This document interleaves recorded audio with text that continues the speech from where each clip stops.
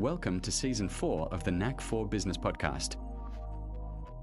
So, a question for the audience. Are you tired of unpredictable sales and wondering why your revenue keeps spiking and crashing no matter how hard you work? That's exactly what our speaker will unpack today. He'll share how to build a reliable, math driven sales system that creates consistent growth, steadier cash flow, and more confident selling without the burnout.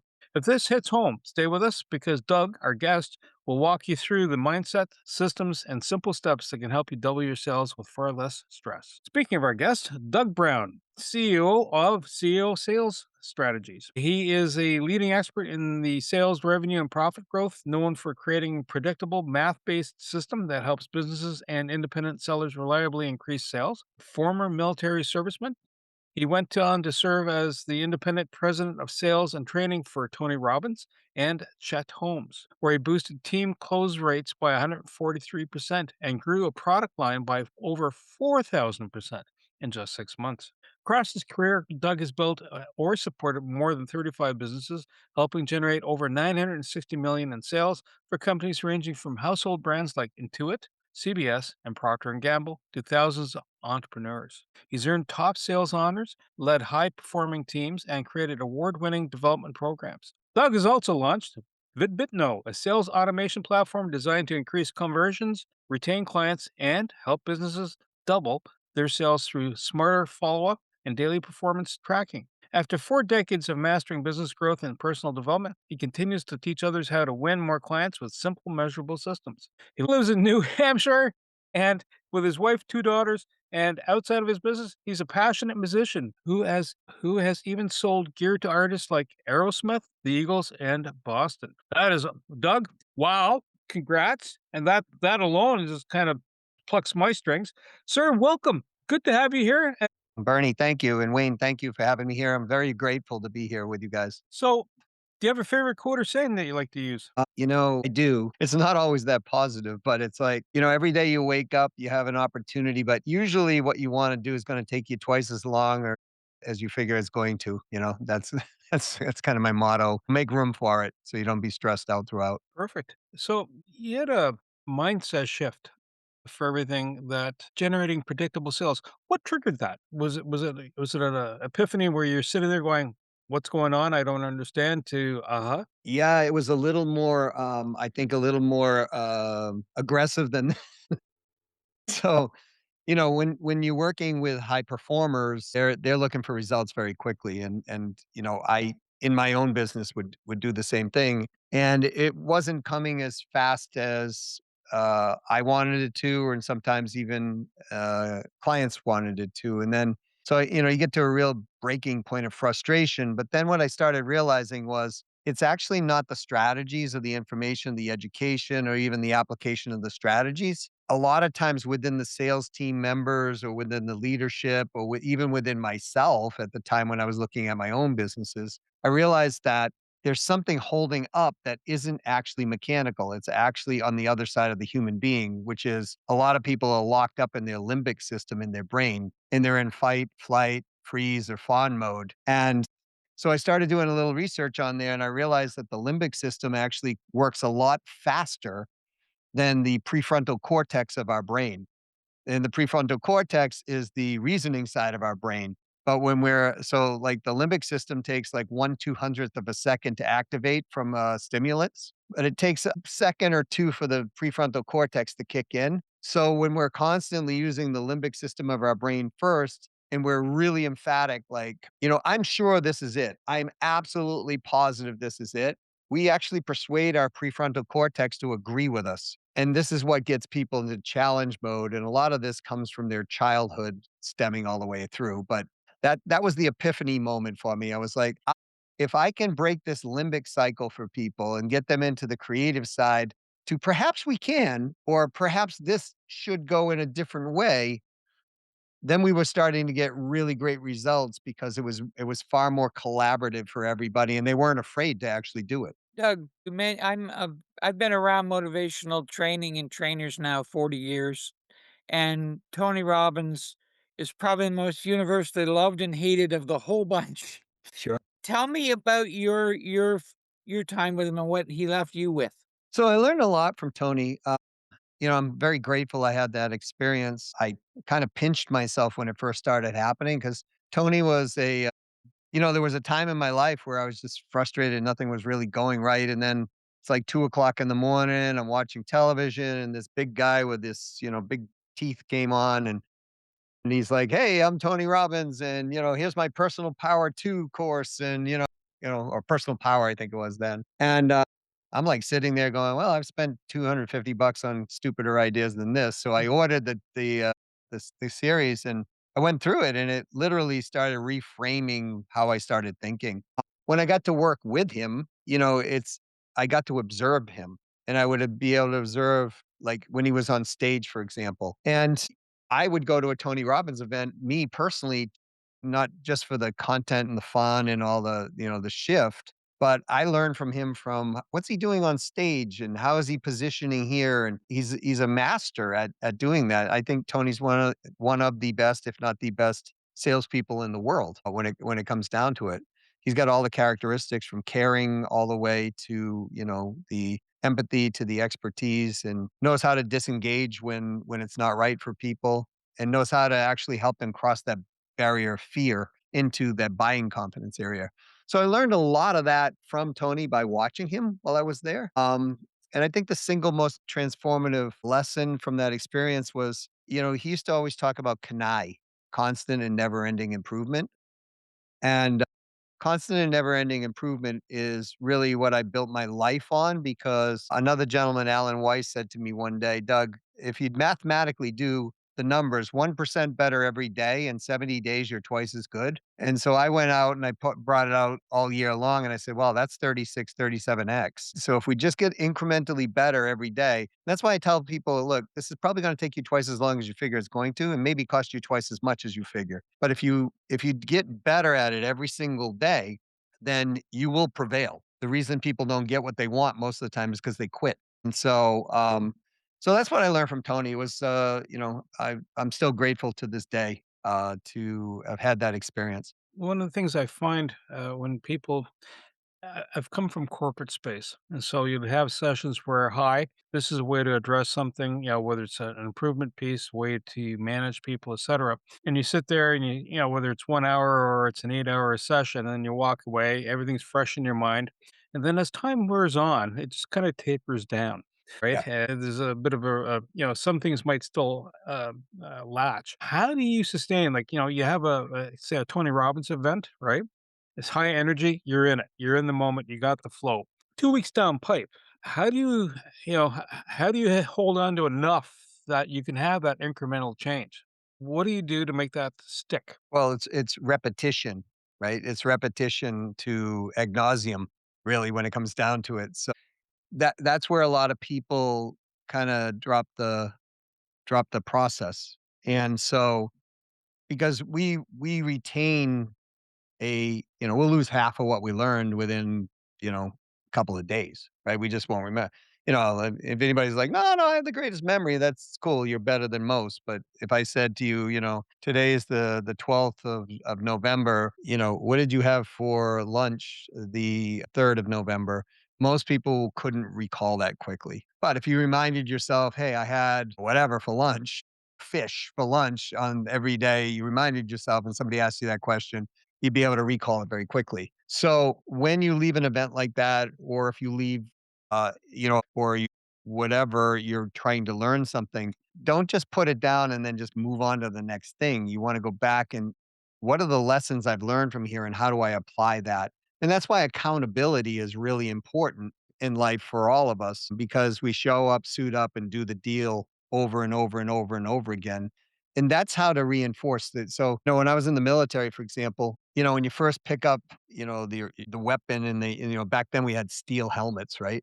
So you stick your helmet, they call it a steel pot. So you stick it on your head and it is so heavy, like your neck is bobbling around like crazy. You look like one of those little dogs in the back of a window where the neck is, going up and down.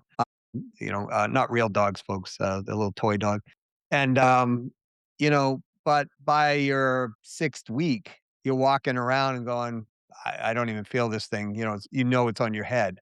but you're no longer bobbling around. That's because you've been training your neck every day, your muscles to get stronger and stronger. It's the same process. They used to do that with our weapons. I mean, we would disassemble and reassemble those weapons in rain, snow, sleet, hail, freezing weather, hot weather, in every situation. And, I could pull that apart and put it back together, within very, very short period of time.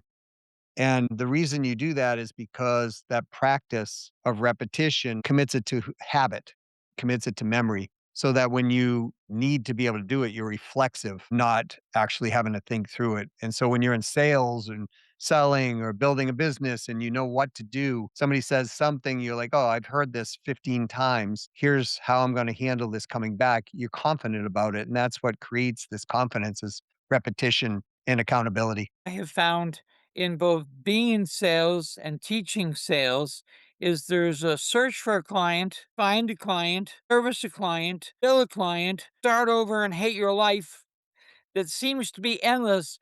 And if you really broke that code, I need to marry you. Tell- Firstly, I don't think my wife would allow it, even though you're a cute guy, right? Wrong podcast. Wrong podcast. That's funny. So, here's the thing. Now the question is, do you hate your life because you're in this constant up and down swing? So if that's the case, the way out of this is you've got to create what we call high performing activities that are automated. In other words, master prospectors will always outsell the master closers, and master prospectors always have an abundance of leads that are qualified coming through to them. If in most cases, when people are not feeling happy about, because they're having peaks and valleys in their income, the way to smooth that out is we've got to think about a lead as a wave coming into the shore. But the wave starts way out somewhere in the lake or the sea or wherever. And the more you can have those waves come in at a steady repetition, then you will not feel the bite of that process. What most people don't do is they don't schedule out time to force the prospecting to happen. And so what ends up happening is they see highs and lows in their income cycle because let's say an average consulting deal or takes, 3 months to close, right? Just from the time you initiate it to 3 months. Well, that means for every 3 months, you're not going to see something unless you have something that started within the cycle that drops in the third week of the third month, if you will. I mean, third week of that series of the 12 weeks, right? So that's why we want to have steady, steady, steady prospecting. And we recommend that you have 6 new ways over a year that you turn those into high performing activities, i.e., those are the producing results, and then find ways to automate those activities as much as possible, at least on the front end, so that you can have qualified conversations, which will lead to more selling and more sales. So this whole model is math based. So if a company is starting out and they're sitting back going, okay, I'm selling widgets or I'm selling a service, I'm a coach. What should they look at from a math perspective? Going to the numbers. What should they focus on first as a start point? Well, if we're talking about independent professionals, Bernie, like, coach or consultant or something like that. We want to look at the number of outreaches we're making every single day to start out first. I mean, the first place to start is the real truthful number. What do you actually want? Because most people are really not clear on that. And then what's our cost per sale and what's it cost? How much do we want to take home? Really, that's what we want to figure out. And then build a plan around that. But once you're there, if you just measure how many outbound activities or outbound reaches you're doing, right? I.e., I'm reaching out to somebody. Well, okay, great. How many of those outreaches results in a connection? And how many of those connections returns a positive response? And how many of those positive responses go into appointments? How many of those appointments actually become sales? How many of those sales become follow-up sales? How many of those follow-up sales or sales becomes an increased buying frequency where they buy from you more than once, or you get a referral from and expand the sale through your existing relationship, or you increase the transactional value by selling them something else at the time of sale, or you upsell them or something of that nature. And how many times are you following up to re-engage that process? If we just kind of focus on those metrics alone, those start to tell you a story. So, if you're outreaching a lot, let's say you're outreaching 300 times a day, through automated methodologies, through making phone calls, but your connection rate is near zero. Well, there's a reason for that. And we've got to investigate what that process, or what is the reason? Maybe it is the process we're using. Maybe we don't have our ideal right fit buyer. Maybe our messaging is so terrible that, we're reaching out for, sword lessons, and no one's interested in, or we're reaching out for fencing, let's say, right?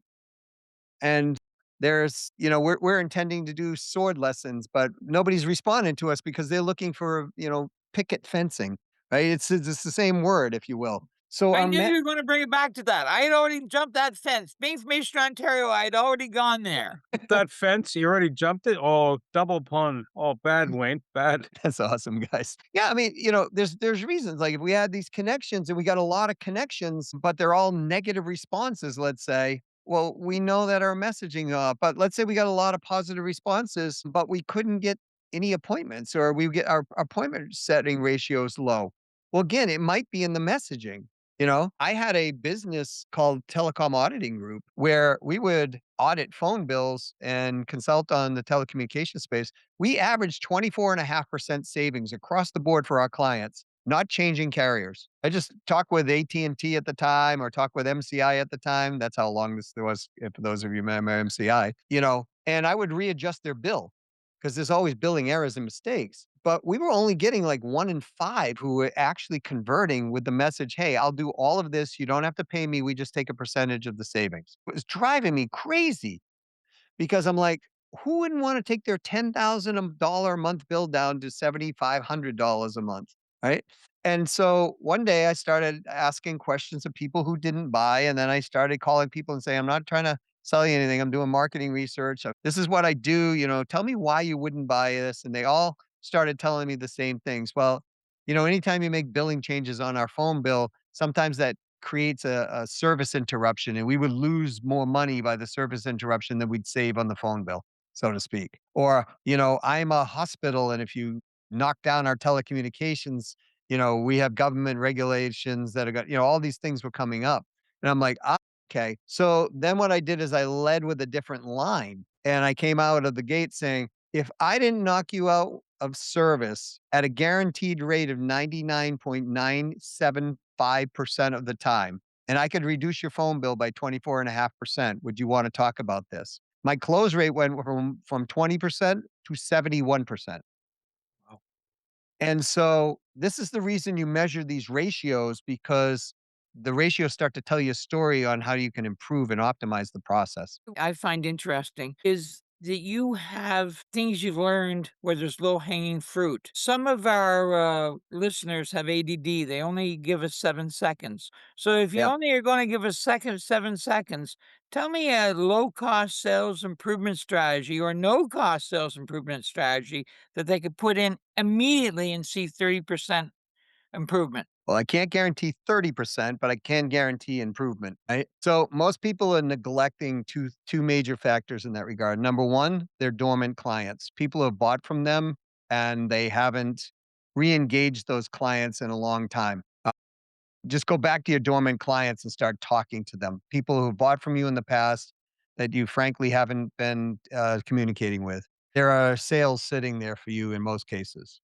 The second thing is bloody well follow up, as it's said in England, right? So, because most people are not following up. In fact, statistically, half the people don't follow up with people even after a meeting, which is crazy. So, just improve your follow-up ratios and your skills and you'll pick up business. And this is notorious in certain industries here in the US, like the trades business for sure, like any service-based, roofing company, air conditioning company, anything like that. They just, I don't know, they just feel like they don't need to do it because maybe they got enough business coming in for some of these people. But when you're doing ridiculous numbers like 17 quotes and you're not following up on these quotes and you know half of them would close. Going back to your original question, Wayne, why would I wake up every day and hate my life, so to speak? Well, maybe if you just followed up, folks, you wouldn't have to have that, you'd close more, right? Because follow up is a constructive, personal need of human beings.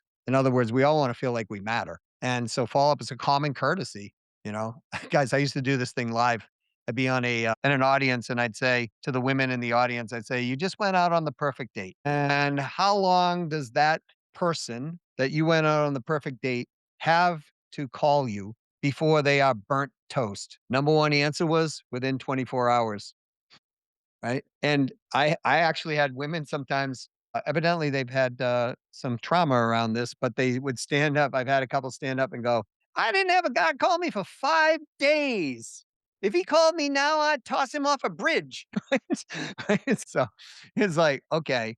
So, it's common courtesy. It shows you care. Those are 2 quick things you can do: dormant clients and improve your follow-up. You ever find that people oversell features and as opposed to just, "Oh, here's the value"? Yeah, I think they oversell them because they have nothing else, Bernie. Like, they're trying to sell versus listening to the person, listening to the company, listening to the people. If you're doing a multi-person sale, they cue in on one person. They go, "Oh, yeah, well, I would like X." And then they go, "Well, this feature of this, and this feature of that, and this feature of this," right? But they're never asking, what does this feature actually do or mean to you? What are you actually looking to accomplish? What is the end goal? What's the problem here we're trying to solve? What's the Yeah. opportunity we're trying to gain? And so, yeah, they sell features because they don't understand the basics of human communication, which is, two people in a conversation is a dialogue. One person is a monologue. There are times that features are important to even bring forth, but most of the time, um, when I'm selling, especially, I'm not even talking about features unless we're talking about the value, but one step further. What does the value actually mean to them? What's the perception of their value of the value? That's what they Yeah. buy. So when you have, because in the bio, there's something about 4,000% in 6 months. So on a product line, obviously something shifted gears. What were a couple of things that you did that made that light bulb pop, and then all of a sudden, stream up like an F-16 taking off from straight up? Yeah, I looked at the data, number one. So, so they had a product set called the Sales Mastery System, and they were selling 8 of those a month, and they were selling it for, if I recall correctly, it was 8.99, so $900 ish, somewhere around there. I was like, why are we only selling 9 of these things? Like, it made no sense, or 8 of these things a month, made no sense to me. So I looked at the data and I could see that on our leads that were coming through, that the majority of the companies coming through were under $300,000, and they were pitching them all a $4,000 program, and less than 1% of those $300,000 companies were actually buying the $4,000 program. All of the companies that bought $800 program. All of the companies that bought that 899 program were under 300,000. So I started asking myself this question: why are we pitching $4,000 programs to people who are buying at less than 1%, and 70% of our lead base is under $300,000? This is the value in looking at the data, because then you can start to ask questions that tell you the story. So just like I did in the telecom business, I called up the clients that didn't buy, and I was calling up people who could potentially buy this, and I'd said, "Why didn't you buy?" Right? And they all told me this very similar thing. I just don't want another digital course. And back then it was on DVD. I don't want another DVD course with workbooks. I really want to talk to a human being. And so I said, "Well, tell me what the price point was that you were thinking." And they'd say, "Well, I love the price point. I could go higher." So, around $1,500 or so US, right? That's what they were telling me. And I said, "Okay, great. Well, tell you what, if I put some group coaching in here, 6 weeks of group coaching, would that be a benefit? You'd be able to come every single week and talk to a human being and get everything answered." And they said, "Sure." So I put it together and I raised the price to $1,450. And in our first week, not first week, in our first month, now remember, they only sold 8 a month on average. In our first month, we sold 108 of them. In our second month, we sold 235. In our third month, we sold 353, if I remember correctly. In our fourth month, we sold almost 500.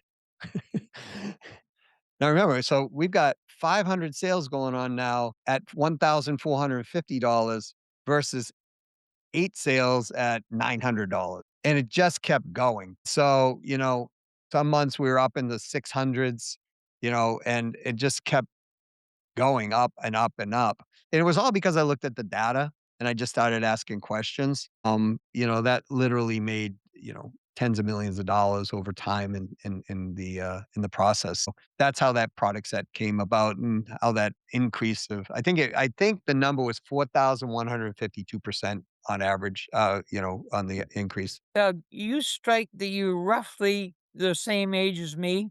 That's a guess, but I'm guessing you were in that raised in the 60s.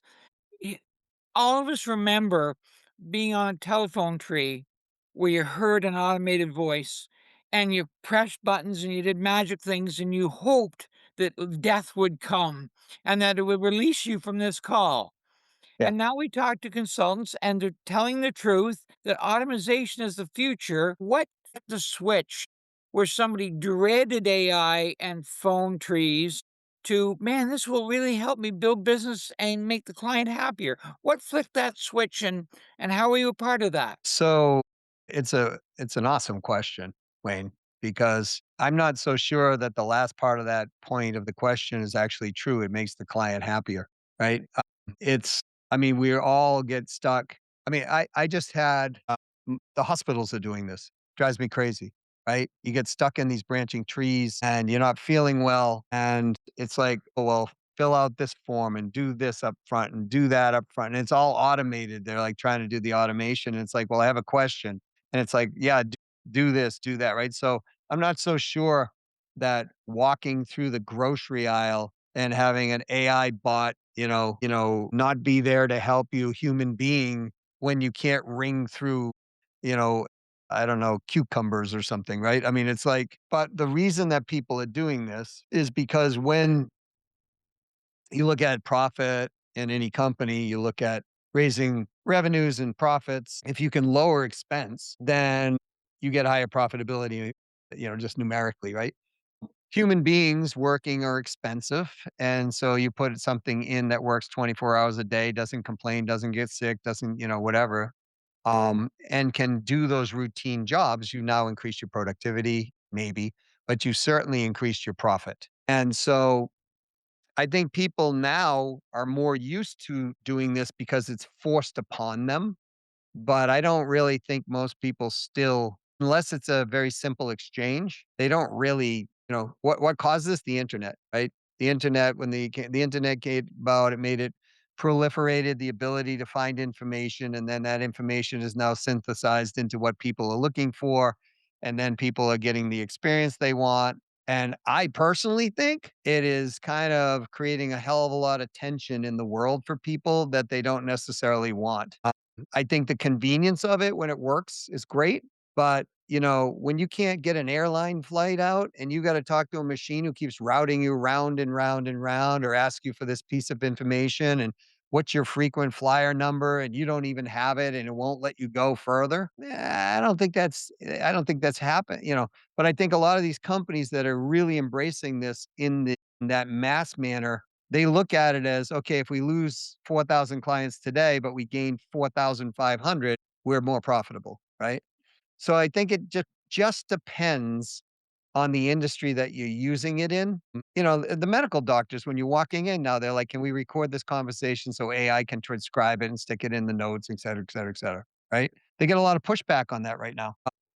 I understand it, so I don't care personally, but I think this constant, instant gratification thing is just amping up the world where people are more stressed and stressed and stressed. And, I sound like I'm on my soapbox, maybe complaining, but the reality is you keep amping up the stress and, you add inflation on top of the stress and all these things that are happening. People get tense and they start doing things like driving 40 miles an hour over the speed limit, as a normal thing, right? That type of thing. So I'm a big proponent of AI, but I also think that it needs to be actually in check. And again, why don't we ask the people what they want versus trying to stuff it down their throats? And AI is nothing to fear. It's just another technology. I mean, you talked about when we were in the 60s, you had this automated thing that you get stuck in, right? And, you'd be on hold with AT&T for 45 minutes trying to get something resolved. I think there's a place for all of this, but, prior to the automated phone, I mean, people thought television was never gonna be, what it is today. Movie theaters were the biggest thing, but now they're not because streaming is, right? So it's like it's just another technology. The ATM took 13 years for people to actually go, "Okay, this won't eat my money," right? So, I think in time, when the AI kinda shakes itself out, we're fortunately or unfortunately in that time where it's being all shaken up at this point. There's no way I'm getting in a self-driving car at this point. I don't trust it, right, personally. Um, and, it's been shown, it's already run people over because it just, but in time, I think that self-driving cars will probably become the standard, right? We'll see. I hope I'm answering your question. Well, you can't leave me here, Doug. You've laid it out clearly. There are pain points, and we both knew that. But tell me you have a solution, and I don't want to mispronounce it, so you're going to pronounce it. Tell me how Vibey thing is going to fix this. So Vibitno? Yeah, so Vibitno. Okay, so my wife, she is originally born in Poland, and I was looking for the URL, You Matter. So youmatter.com. But to buy that URL was insanely priced and it was being used. And so I'm like, there's gotta be like, when we were growing up, like they used to use words for like automobiles. They take them from like another language, Spanish usually, like the Zephyr, whatever. And I was like, there's got to be another language that can say you matter, right? Well, Vibitno is a Slavic term that means you're important or you matter. And so that's why I took it. Now, you always have to test things, right? To see if they stick or not. And so people always like, they're having challenges saying the word, especially now, anybody from Eastern Europe is like, "Oh, I get it." But our primary audience is in North America at this point. So we're probably gonna change the name of that just so especially for the Americans, and or North America in general. But what that is a automated follow-up, proactive, relevant, meaningful follow-up system.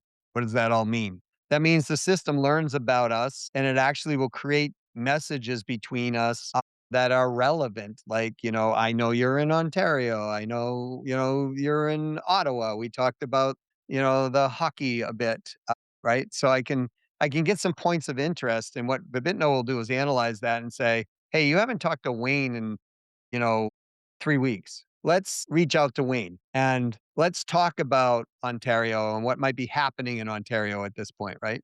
Like I won't bring this up, but secretly I went to the Boston Bruins Toronto Maple Leafs game last night, right? And so, I wouldn't bring that up because, Toronto didn't win, right? But if Toronto had a won the last two games, I might bring that up in our conversation because, knowing if you like the Maple Leafs or whatever, then the system would recognize that and say, oh, okay, this is a good conversation to have. I was just thinking about you, Wayne. I was thinking, the Maple Leafs and Bruins played last night. The Bruins, congratulations to your team, that type of thing. It just keeps us relevant and fresh, our relationship up to date, right?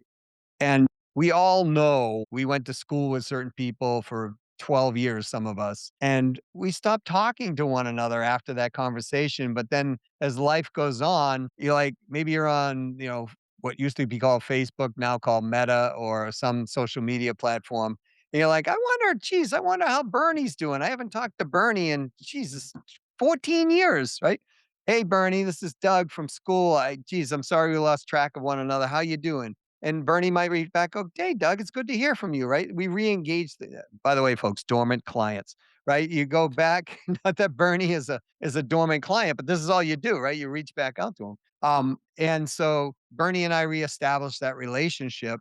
Now, if we don't talk to one another for 6 years, nothing's going to come out of that relationship, but just just a thing. But imagine if you had a system now that said, okay, you're re-engaged with Bernie every whatever time frame, every 6 weeks, every 2 months. You're just going to reach out to Bernie with something that's relevant to him. Well, guess what? I can pull Bernie's LinkedIn profile and look at that. I can look at his social media.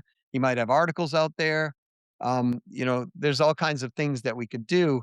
And then over time, I'm building a process. Bernie might say, oh, geez, I have this that happened in my life, or that happened in my life. And we all want to know the other person cares about us. So it will queue up the message and say, hey, do you want to send this to Bernie or send this to Wayne? Or would you just like for me to remind them of certain days in their lives that are special? Maybe your birthday's coming up and it's like, hey guys, so it was a way to stay in contact with people in a way that mattered to them. That was the whole idea behind it. And yes, Wayne, we use AI in the system too, as well. So that is the process. And that's why I developed it. Well, the reason I developed it is because I went on vacation one time and lost $125,000 sale. Ow. My oldest daughter became ill while we were on vacation, and I I was working for a company at the time, and I asked the company, I said, "I can't get back for 3 days." We took her to the hospital, and they're like, "Don't worry, we'll cover all your calls. We'll cover all your mail. We'll cover all your snail mail, all that." And when I got back, my email box was jammed, my phone was jammed, my snail mail was overflowing onto the floor, right? And I was the top rep in this company at that time. And, on one of my voicemail messages, like some gentleman was calling me for 4 days straight. "Doug, where are you? I wanna buy from you. I wanna buy from you." I picked up the phone, I called him, and he said, "Geez," I said, "I'll be right over." He goes, "Well, sorry, man. My CEO was pressuring me to make this decision. We went with," he said the name was Lightship. I'm like, "When did you talk to Lightship that we were our number one competitor?" He goes, "Well, they cold called me 4 days ago." And I was like, "You gotta be kidding me. We have been working for 3.5 months on this deal together." So I lost a $125,000 sale. And back then that commission to me was $25,000 and my vacation cost me $4,400 if I remember correctly. So it literally cost me $29,400 to go on vacation. And I said, never, never, never, never again, because I'm not the only one going through this.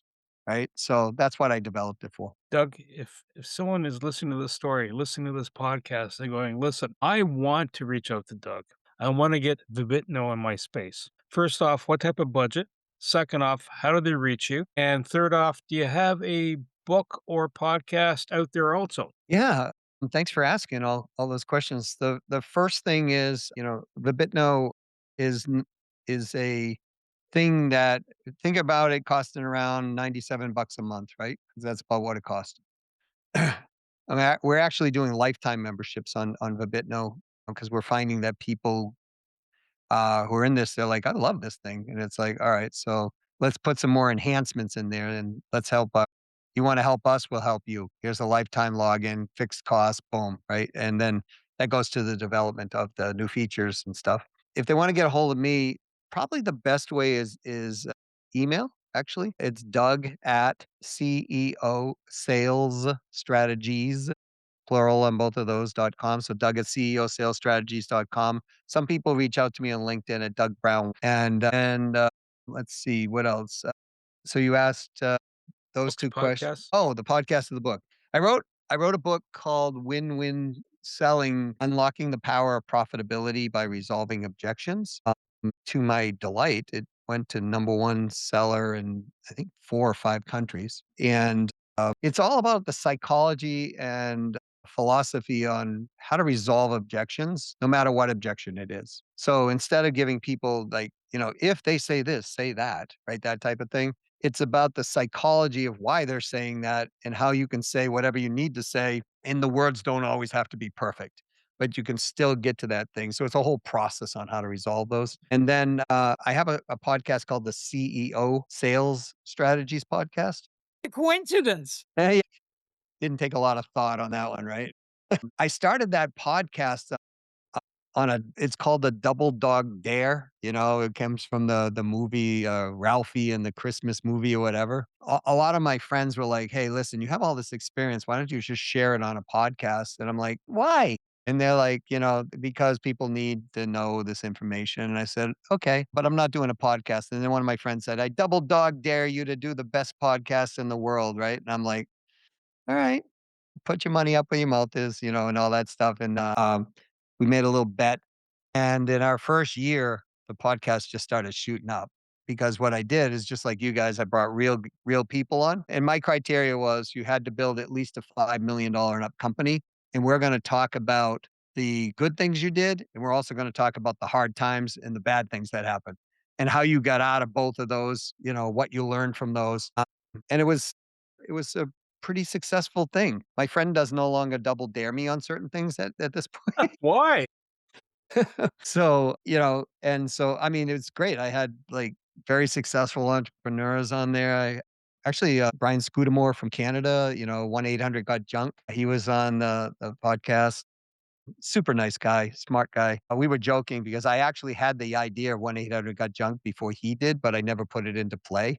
And he said that to me. He goes, "Yeah, there's a difference." I believe I know what you're going to say. And he goes, "Well, I put it into play. You didn't." So that's the thing. So touche, Brian. So it's those are great ways of getting a hold of me. If they want the book, they can go to winwinsellingbook.com. Guys, can I give away a free gift on this for your audience? Certainly.